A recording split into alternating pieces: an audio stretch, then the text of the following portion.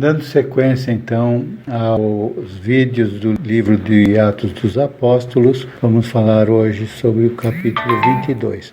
Paulo se dirige então ao povo e começa dizendo que era judeu, nascido em Tarso, instruído por Gamaliel e zeloso de Deus, assim como todos eles. Verso 3. E diz que perseguia os cristãos até a morte, prendendo e colocando em prisões tanto homens quanto mulheres. Verso 4. Diz ainda que o sumo sacerdote e os anciãos poderiam testemunhar e que isso era verdade, pois havia recebido cartas autorizando que fosse a Damasco com a finalidade de trazer amarrados para Jerusalém os seguidores de Cristo, a fim de que fossem castigados. Verso 5. E contou-lhes então o que havia acontecido no caminho de Damasco, que perto do meio-dia viu uma grande luz no céu, então caiu por terra e ouviu uma voz que dizia: Saulo, Saulo, por que me persegues? E que teria respondido: Quem és, Senhor?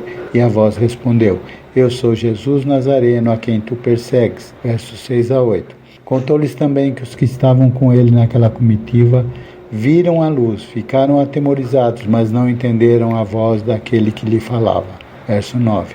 No verso 10, perguntou ele ao Senhor o que deveria fazer, e este respondeu: Levanta-te, vai a Damasco, e ali te dirá tudo o que te é ordenado fazer.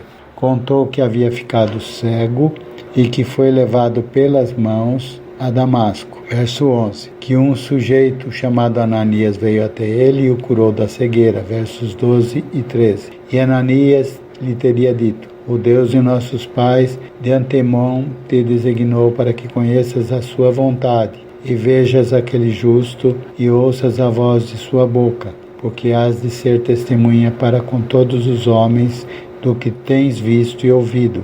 E agora, por que te detens? Levanta-te, batiza-te e lava os teus pecados, invocando o nome do Senhor. Versos 14 a 16. E Paulo continua dizendo que ao voltar para Jerusalém estava orando no templo e que teria sido arrebatado para fora do si, tendo visto Jesus, e que esse lhe disse para sair apressadamente de Jerusalém, porque não receberiam o seu testemunho sobre ele. Versos 17 e 18. E que teria respondido a Jesus que eles bem sabiam que ele, Paulo, lançava na prisão e açoitava os que criam nele.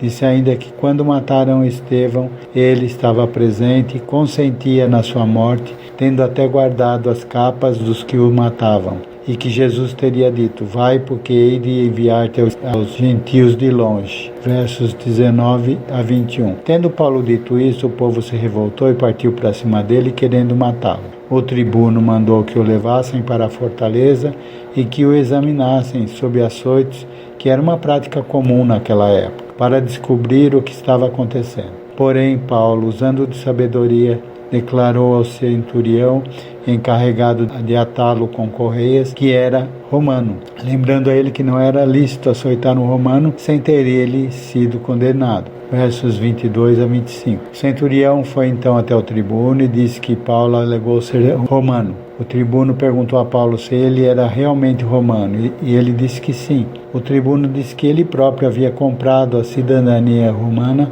através de grande soma de dinheiro, mas Paulo respondeu que era romano por nascimento. Foi então que os que iriam açoitá-lo se afastaram e o tribuno temeu, pois eles já o tinham amarrado. Versos 26 a 29. O capítulo 22 termina no verso 30, que diz: E no dia seguinte, querendo saber ao certo a causa por que era acusado pelos judeus, soltou-o das prisões e mandou vir os principais sacerdotes e todo o seu conselho, e trazendo Paulo, o apresentou diante deles. E aqui termina então o capítulo 22. Amém?